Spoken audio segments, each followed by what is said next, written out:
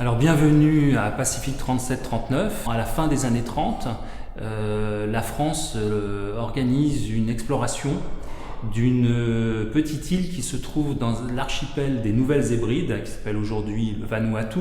Pendant 3 ans, de 1937 à 1939, 5 ethnologues menés par un chef ethnologue ont mené cette exploration et malheureusement, fin 1939, se déclenche une grande catastrophe qui est la Deuxième Guerre mondiale et à ce moment-là, les crédits de la mission sont coupés, toute l'équipe est rapatriée en métropole et tout le monde doit aller à la guerre, en tout cas faire son devoir. Et le chef ethnologue, avant de partir, décide, a la bonne idée de tout rassembler dans une malle. Il confie cette malle à son épouse avec cette curieuse consigne de dire « Si jamais par malheur je ne revenais pas de la guerre, je te demande de détruire le contenu de cette malle. » Malheureusement, il meurt, je dois dire d'abord, en 1941. Sa veuve a refusé de détruire le contenu de la malle, heureusement pour nous, et elle n'a pas détruit, mais elle n'a pas transmis non plus, parce qu'elle était consciente de ne pas respecter les dernières volontés de son époux.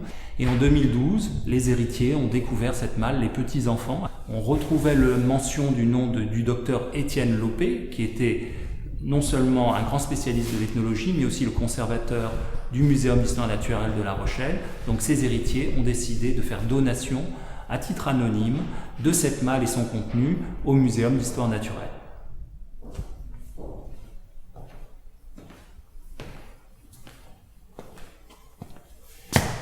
Lorsque le Muséum de La Rochelle a eu donation de cette malle, ils ont dû faire un travail assez conséquent de mise en relation entre les objets et les écrits des carnets. C'est-à-dire qu'il n'existait pas donc de catalogue raisonné de l'ensemble de la collection, bien entendu, l'ethnologue n'en avait pas eu le temps. Donc il a fallu essayer de repérer dans les carnets à quel moment il décrivait tel ou tel objet. Deuxièmement, il y a eu aussi un travail de recherche, de documentation auprès des archives gouvernementales. Malheureusement, elles n'ont abouti à rien parce qu'on se rend compte qu'il n'y a pas de traces de cette expédition.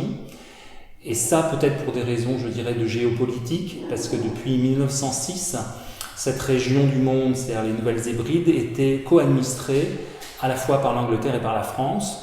Et il est possible que le gouvernement français de l'époque n'ait pas eu véritablement envie d'informer le co-administrateur de cette recherche qui consistait, je le rappelle, à rechercher des ressources minières, comme par exemple ça a été le cas en Nouvelle-Calédonie avec la découverte du nickel. Donc la réponse officielle du gouvernement français a été de dire qu'en fait il n'y avait pas d'archives parce que ces archives ont brûlé pour partie, que ce soit du côté du ministère des Affaires étrangères ou de l'industrie, elles ont brûlé au moment de la libération de Paris entre 1944 et 1945. Donc pas plus d'informations de ce côté-là.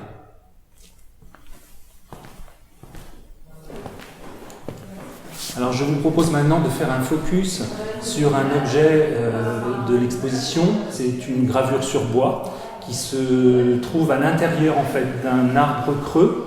L'île des Ranataos a subi un grand cataclysme qui a failli éradiquer la civilisation Ranataos et les quelques survivants ont décidé de faire cette fresque qui a permis de fixer des dessins qui de manière stylisée ramènent un petit peu raconte cette histoire de cataclysme, mais mettent aussi en place, des éléments essentiels de la culture Ranataos. Alors par exemple, on peut voir qu'ici il y a une sorte soit c'est une grande vague, soit c'est l'entrée d'une grotte dans laquelle peut-être les Ranataos survivants s'étaient réfugiés, ou alors il s'agit simplement de la grande vague, du tsunami qui a ravagé leur île. Ensuite, vous pouvez voir ici la figure d'une pirogue, et qui peut être aussi la pirogue sur laquelle d'autres survivants se sont réfugiés pour échapper au cataclysme.